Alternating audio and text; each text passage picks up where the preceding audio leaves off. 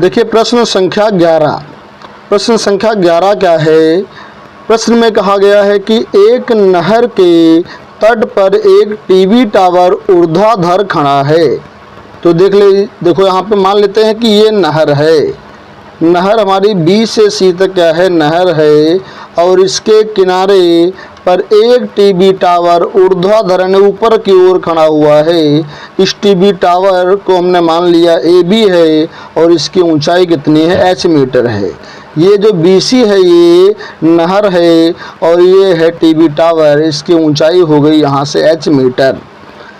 फिर प्रश्न के अनुसार उसके ठीक सामने, ये नहर हो गई, उसके ठीक सामने दूसरे तट पर एक बिंदु से इस टीवी टावर, जो टावर है, इसके शिखर का उन्नयन कोण जो कि 60 डिग्री है। कितना है? 60 डिग्री दिया गया है।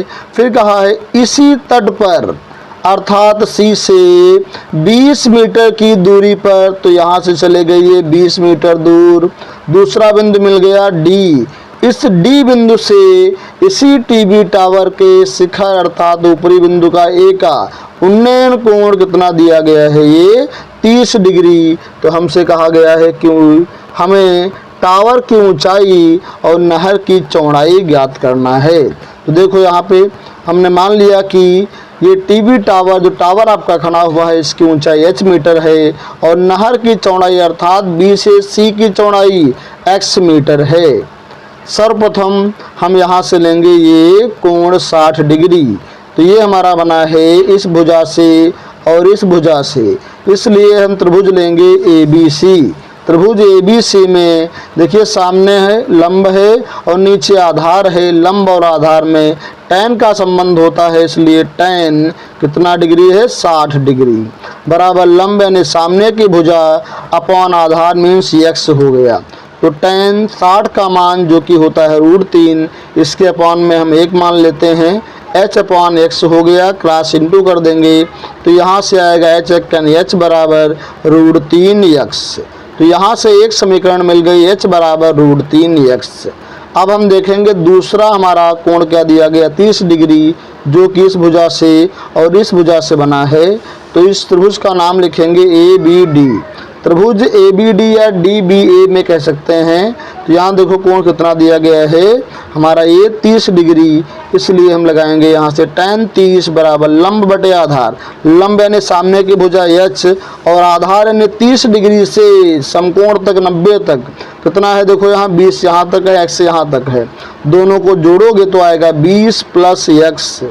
तो यहाँ से क्या हुआ? tan 30 डिग्री बराबर लंब जो कि सामने दिया गया है h अपॉन आधार यानी नीचे, तो 20 में जोड़ देंगे x, वो आएगा 20 + x। tan 30 का मान 1/√3, ऊपर हमारा h अपॉन 20 + x है। अब यहाँ हम क्रॉस इंटू करेंगे तो ये आएगा √3x बराबर 20 + x। तो यहाँ क्या मिलेगा? देखिए 1/√3 हो गया। h ऊपर है, h का मान ऊपर दिया गया है √3x, तो h के स्थान पे हम रख देंगे यहाँ √3x अपॉन में है 20 + x। क्रॉस इंटू करने पर √3 आ जाएगा 3x और यहाँ मिलेगा 20 + x।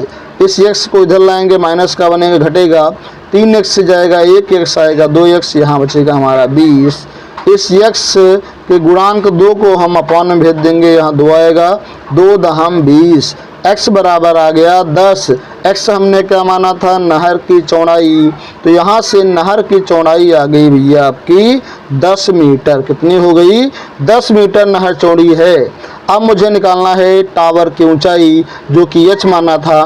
तो देखिए यहाँ h कहाँ है? समीकरण नंबर 1 में। समीकरण 1 में जाएंगे तो यहाँ से लिखा h बराबर √3x। जैसा कि हम जानते हैं x का मान 10 है, तो यहाँ से h बराबर क्या आ जाएगा? 10 √3 मीटर, अर्थात जो टावर है उसकी ऊंचाई 10 √3 है। यहाँ हम √3 का मान रख सकते हैं। √3 का मान होता है 1.732। ठीक है, अगर आंसर मैच करना आंसर नहीं आ रहा हो तो √3 के स्थान पे 1.732 हम प्रयोग कर सकते हैं। आपको हमारा वीडियो कैसा लगा? अगर अच्छा लगा हो, समझ में कुछ आया हो, तो लाइक कर दीजिए और अपने दोस्तों को शेयर कर दीजिए। अगर समझ में नहीं आया है तो कोई बात नहीं, ठीक है, आप शेयर करना और न शेयर करना आपके हाथों में है। अगर आपको अच्छा लगा हो तो शेयर कर सकते हैं।